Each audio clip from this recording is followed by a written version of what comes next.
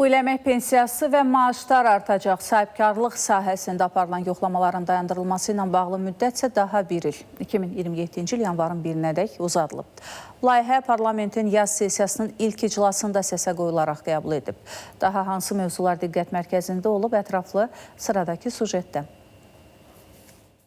Əgər 2024-cü ildə Azərbaycanda orta aylıq əmək haqqı 8,1% artmışdısa, 2025-ci ildə bu rəqəm 9,2% olub. Bu da yekun olaraq bu il ölkədə orta aylıq əmək haqqının artacağı deməkdir. Millət vəkili Vüqar Bayramov əmək pensiyalarının artımından da danışdı. Yaxın günlərdə Cənab Prezident tərəfindən imzalanacaq sərəncamla eyni zamanda bütün növ əmək pensiyalarında artımlar qeydə alınacaq və bütün növ əmək pensiyaları gözlənilir ki 9,2% indeksləşdirərək artırılacaq. Bu təbii ki 1,1 milyon vətəndaşımızın pensiya məbləğlərinin artması anlamına gəlir. Özəl tibb müəssisələri onkoloji yardım həyata keçirə biləcək. Yəni dövlət tibb müəssisələri ilə bərabər həm də lisenziyalar və icazələr haqqında qanuna uyğun olaraq lisenziya almış özəl tibb müəssisələrində bu yardımın tətbiqinə icazə veriləcək. Bu günləri Azərbaycanda onkoloji xəstələrə keyfiyyətli tibbi xidmət göstərə biləcək özəl müəssisələrin sayı çox məhduddur və çox azdır.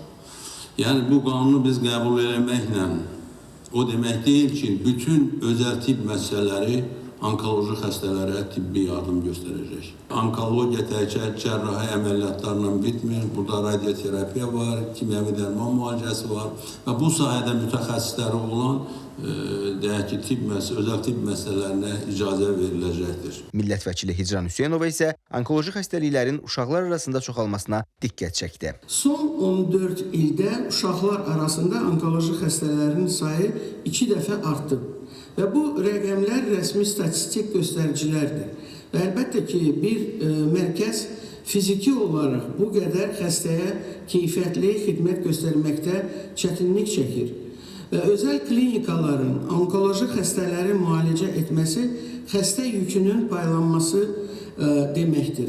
İclasda həmçinin minimum əmək haqqının məbləği ilə bağlı qanun layihəsi müzakirə edildi. Minimum əmək haqqının məbləğini müvafiq icra hakimiyyəti orqanının müəyyən etdiyi qurumun təklifləri əsasında ildə bir dəfədən az olmayaraq yenidən baxılacaq. Minimum əmək haqqı ölkə üzrə məcburidir və mülkiyyət formasından asılı olmayaraq bütün işə götürənlərə şamil olunur.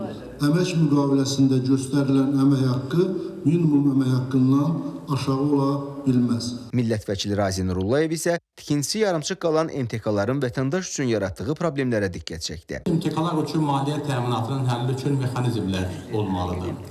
Tikintiyə başlamazdan əvvəl şirkətin bank zəmanəti və ya sığorta təminatını təqdim etməsi nəzərdən keçirilməlidir. Əgər tikinti yarımçıq qalarsa, bina həmin vəsait hesabına tamamlansın. İkincisi, vətəndaşın pulu qorunmalıdır. Alıcıların ödədiyi vəsait birbaşa MTK-yə yox, nəzarətli depozit hesablarına köçürülə bilər. Daha sonra qanun layihələri ətrafında müzakirələr aparıldıqdan sonra səsə qoyularaq qəbul edildi. Əhməd Məmmədov, Samir Gülməmmədov, ATV Xəbər.